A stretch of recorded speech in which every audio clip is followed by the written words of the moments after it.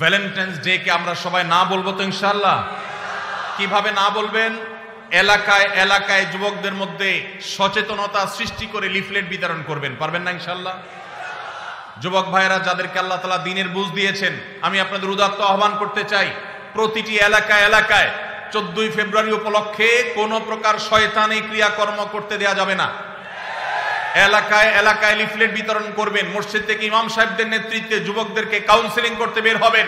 কোন অবস্থাতে আমরা পশ্চিমা ভ্রষ্টামি, পশ্চিমা নষ্টামি, পশ্চিমা নোংরামি, পশ্চিমা অসভ্যতাকে আমাদের দেশে আমদানি করতে দেব না। আমাদের এই দেশের যুবকদেরকে নষ্ট করতে আমরা দেব না। সেজন্য আমরা সবাই চেষ্টা করব তো ইনশাআল্লাহ।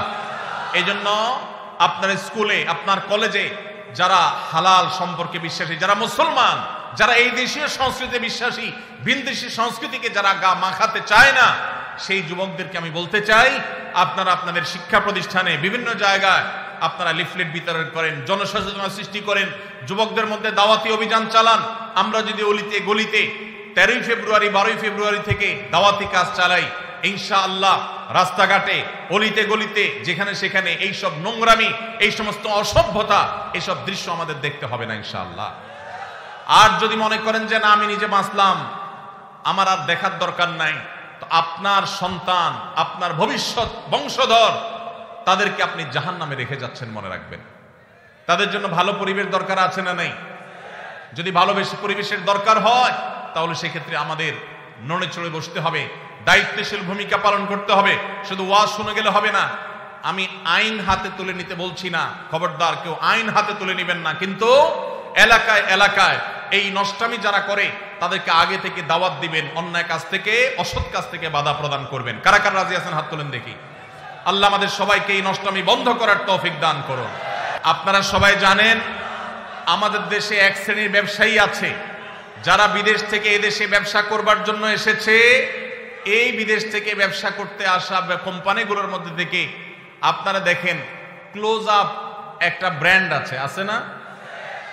এই ক্লোজ আপ ইউনিলিভারের এই ব্র্যান্ড, তারা আমাদের দেশে এই নষ্টামিকে সবচেয়ে বেশি প্রতিষ্ঠা করবার জন্য টাকা পয়সা খরচ করে।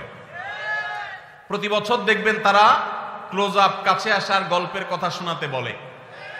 এই কাছে আসার গল্প বলতে কোন সন্তান পড়ালেখা থেকে দূরে সরে গেছে, সে আবার সুপথে আসছে, পড়ালেখার পথে ফিরে আসছে, সেই যুবকের গল্প তারা শুনতে চায় না। কোন যুবক বাবা মার সাথে রাগারাগি করে বাসা থেকে বের হয়ে চলে গেছে, সে আবার বাবা মার কাছে আসছে, সেই সচ্চরিত্রবান যুবকের গল্প তারা শুনতে চায় না।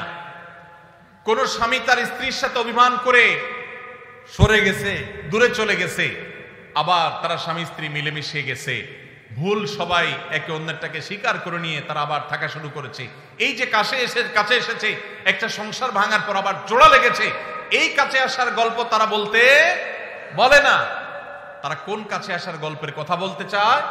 তারা বলতে চায় আমাদের যুবকরা হারামের কাছে, জাহান্নামের কাছে, অবৈধ রিলেশনের কাছে যাওয়ার গল্প যেন শোনায় সেজন্য। তাহলে এরা কি আমাদের বন্ধু না শত্রু?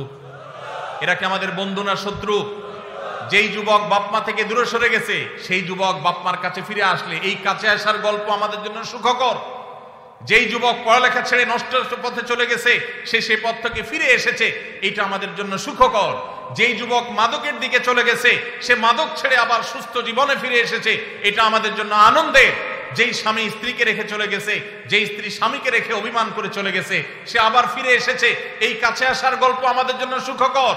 কিন্তু ক্লোজ আপ এবং এই জাতীয় যে সমস্ত কোম্পানিগুলো আমাদের যুবকদের ইমানের চেতনাকে ধ্বংস করবার নীল নকশাকে তারা বাস্তবায়ন করতে চায়, তারা এই সমস্ত কাছে আসার গল্প শুনতে বা শোনাতে চায় না।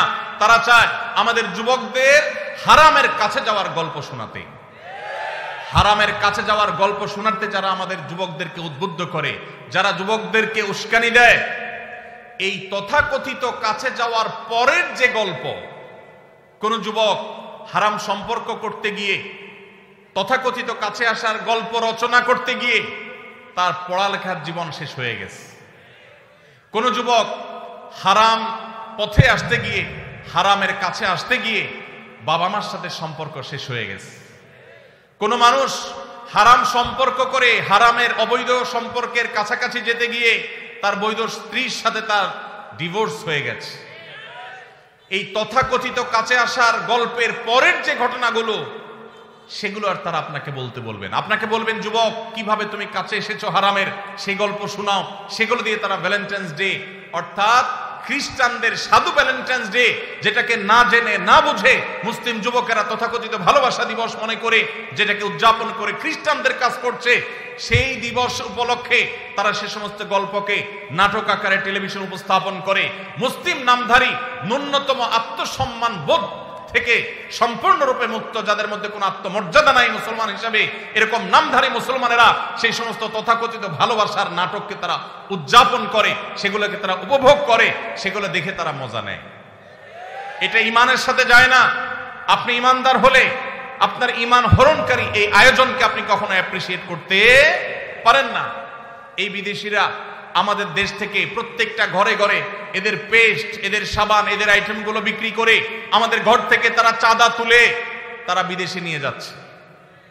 আবার আমাদেরই টাকা আমাদের কাছে বিক্রি করে যে টাকা তারা ইনকাম করে, সেটা দিয়ে আমাদের সমাজে তারা বিষ, এটা তারা চতুর্দিকে ছড়িয়ে দিচ্ছে।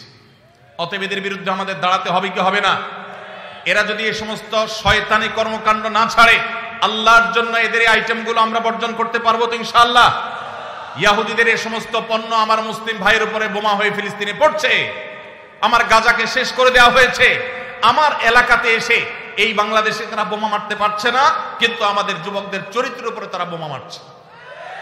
অতএব এদের পণ্য কেনা থেকে আমরা বিরত থাকবো তো ইনশাআল্লাহ। এদের পণ্য দোকানদার ভাইরা যেন না রাখে, সেজন্য তাদেরকে আমরা দাওয়াত দেব, ঠিক আছে না ইনশাআল্লাহ? দোকানে দোকানে দিয়ে ভাইদের হাত পা ধরবো। আমার দেশি পণ্য মান একটু খারাপ হোক, দাম একটু বেশি হোক, তারপরে সেটা বিক্রি করবা। আমরা এই সমস্ত বিদেশি জিনিস কিনবো না, বিক্রি করব না। চেষ্টা করা যাবে না ইনশাআল্লাহ? আমরা দোকানে দোকানে দাওয়াতি কাজ করবো তো ইনশাআল্লাহ? আল্লাহ তাআলা আমাদের যুবক ভাইদের চরিত্রকে হেফাজত করবার তৌফিক দান করুন।